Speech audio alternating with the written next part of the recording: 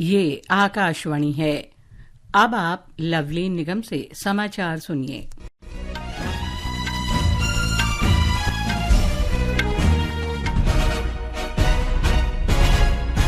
वित्त मंत्री निर्मला सीतारामन ने आम बजट में कुछ राज्यों के साथ भेदभाव बरतने के आरोप को खारिज कर दिया है।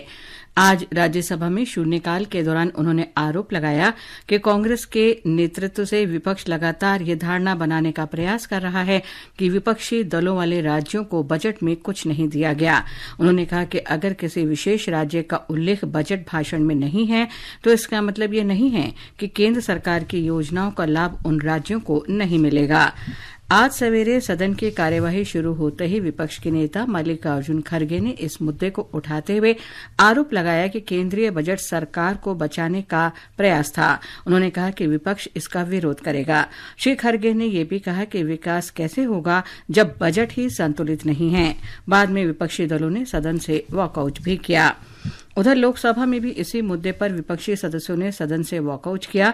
अध्यक्ष ओम बिरला ने इस पर आपत्ति दर्ज की और कहा कि सदन को शून्यकाल के दौरान योजनाबद्ध तरीके से बाधित करना सही नहीं है।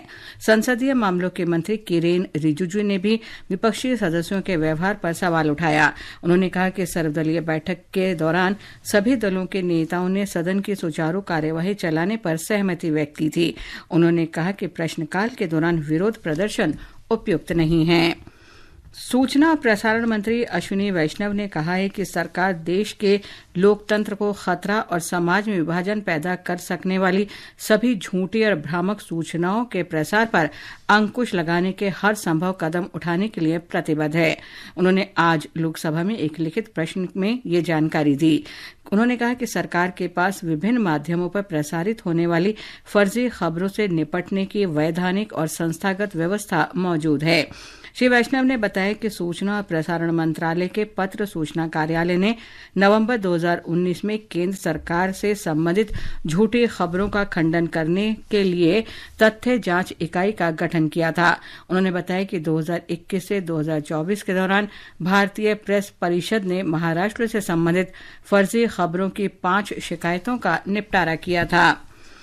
संचार मंत्री ज्योतिरादित्य सिंधिया ने कहा है कि देश के सीमावर्ती क्षेत्रों के 17,611 गांवों में लगभग 16,818 गांवों में मोबाइल सेवा प्रदान की जा रही है। श्री सिंधिया ने लोकसभा में आज एक लिखित उत्तर में कहा कि 16,515 गांवों में 4G मोबाइल सेवा दी जा रही है। उन्होंने कहा कि सरकार देश के वंचित गांवों में मोबाइल नेटवर्क प्रदान करने के लिए विभिन्न योजनाएं लागू कर रही है। श्री सिंधिया ने कहा कि सरकार ने सीमावर्ती क्षेत्रों सहित देश में मोबाइल संपर्क बढ़ाने के लिए अन्य पहल भी की हैं। जम्मू कश्मीर में 2023 के बाद से संगठित पथराव और संगठित हड़ताल की एक भी घटना नहीं देखी गई है और केंद्र शासित प्रदेश में विदेशी पर्यटकों के आगमन 2.5 गुना बढ़ गया है।